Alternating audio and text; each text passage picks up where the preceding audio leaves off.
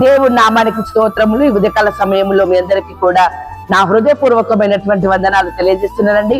ఈ దినము దేవుడు మీతో మాట్లాడుతున్నటువంటి మాట ఏంటంటే, యేసు ప్రభు మరణమయ్యేంత వరకు కూడా ఆయన నీతిని విడిచిపెట్టలేదు. అదే విధంగా యోబు దేవుడు మనకు చూపించాడు, నోవాహును చూపించాడు. ఆయన శిష్యులు కూడా మరణకరమైనటువంటి స్థితి వచ్చినా నీతిని విడిచిపెట్టకుండా వాళ్ళు ఉన్నారు. ఈరోజు నీవు కూడా అంతే, మరణకరమైనటువంటి పరిస్థితులు నువ్వు ఎదుర్కొన్నా నీతిని మాత్రము నీవు విడిచిపెట్టకు. యెహెజ్కేలు గ్రంథము 33వ అధ్యాయము 18వ వచనంలో వాక్యం సెలవిస్తా ఉంది, నీతిమంతుడు తన నీతిని విడిచి పాపము చేసిన ఎడల ఆ పాపమును బట్టి అతడు మరణము నొందునట. ఇంత ఘోరమండి. నీతిమంతుడు తన నీతిని విడిచి నువ్వు పాపము చేసినట్లయితే, అది ఏ పాపమైనా సరే, అబద్ధము పాపమే, ప్రార్థన మానడము కూడా పాపమే.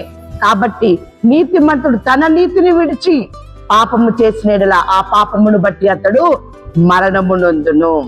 33వ అధ్యాయము 19వ వచనంలో వాక్యం ఈ రీతిగా ఉంది, మరియు దుర్మార్గుడు తన దుర్మార్గతను విడిచి నీతి న్యాయములను అనుసరించిన ఎడల వాటిని బట్టి అతడు బ్రతుకును. ఎంత అద్భుతం! దుర్మార్గుడు తన దుర్మార్గతను విడిచిపెట్టి నీతిని న్యాయమును అనుసరించి వాడు నడుచుకున్నప్పుడు దాన్ని బట్టి వాడు బ్రతుకుతున్నాడు. నీతిమంతుడేమో నీతిని విడిచి పాపం చేసినప్పుడు వాడు మరణం అవుతూ ఉన్నాడు. కాబట్టి వాక్యం సెలవిస్తోంది, సామెతల గ్రంథం 3వ అధ్యాయం 7వ వచనములో, యెహోవా యందు భయభక్తులు కలిగి చెడుతనం విడిచిపెట్టుము, అప్పుడు నీ దేహమునకు ఆరోగ్యము, నీ ఎముకలకు సత్తువయు కలుగును. అవును దేవుని బిడ్డలారా, నువ్వు దేవుని యందు భయము భక్తి కలిగి ఉండి ఈ చెడుతనమును విడిచిపెట్టినట్లయితే నువ్వు జీవము కలిగిన కుటుంబంలో ఉంటావు, జీవిస్తున్నటువంటి స్థితిలోనే ఉంటావు, నీవు మరణము కావు. ఆ యొక్క దుర్మార్గుడు తన దుర్మార్గపు స్థితిని విడిచిపెట్టి నీతి న్యాయములను అనుసరిస్తున్నప్పుడు నువ్వు నీతిమంతుడివి కదా. నువ్వు అనీతిని ఎందుకు ఎన్నుకున్నావు? తప్పుడు మార్గంలో నువ్వు ఎందుకు నడుస్తూ ఉన్నావు? తుదకు అది మరణము నొందుతుంది అని చెప్పి వాక్యం సెలవిస్తా ఉంది.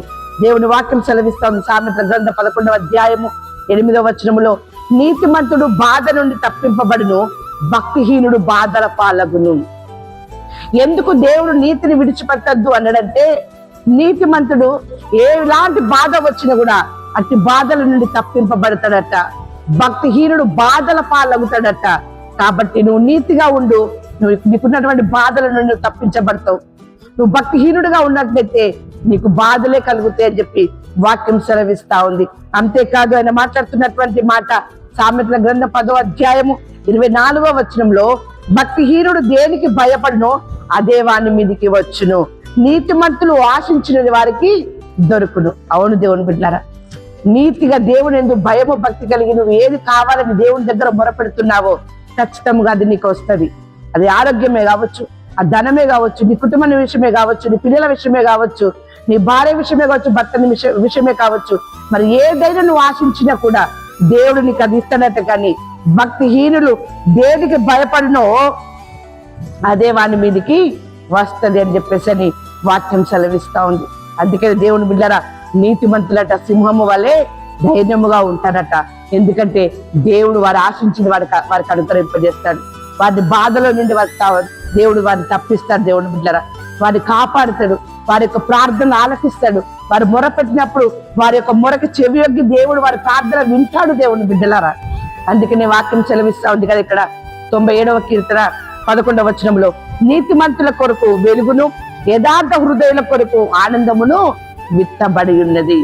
ఎందుకంటే యెహోవా దృష్టి నీతిమంతుల మీద ఉన్నది, ఆయన చెవులు వారి యొక్క మొరలకు యొగ్గి ఉన్నది. వారు ఏం ప్రార్థన చేస్తున్నారో వారి ప్రార్థన ఆలకించిన దేవుడు వారికి వెలుగునిస్తూ ఉన్నాడు, ఆనందమును వారికి ఇస్తున్నాడు. దేవుని బిడ్డరా, ఆ రీతిగా నీ పరిస్థితులు ఎలా మారినను ఎలా ఉన్నను నువ్వు నీతిని విడిచిపెట్టకు, నువ్వు నీతిని మరవకు, నీతిని గట్టిగా పట్టుకొని దేవుని యందు భయము భక్తి కలిగి నువ్వు సింహము వలె ధైర్యంగా నీవు ఉన్నట్లయితే దేవుడు నీకు ఆనందమును విత్తుతాడంట. ఉదయకాల సమయంలో దేవుడు మీతో మాట్లాడుతున్నటువంటి మాట యెషయా గ్రంథం 3వ అధ్యాయము 10వ వచనము, మీకు మేలు కలుగునని నీతిమంతులతో చెప్పుము, వారు తమ క్రియల ఫలము అనుభవిస్తురు. ఎంత అద్భుతం అండి! నువ్వు నీతిగా ఉన్నావా? ఈరోజు దేవుడు నీకు సెలవిస్తున్నటువంటి మాట ఏంటో తెలుసా? నీకు మేలు కలుగుతుందట, నీ క్రియ ఫలము నీవు అనుభవిస్తావట. అటువంటి గొప్ప ఆశీర్వాదము దేవుడు మీ పైన, మీ కుటుంబం పైన నిండారుగా కుమ్మరించును గాక. ఆమేన్.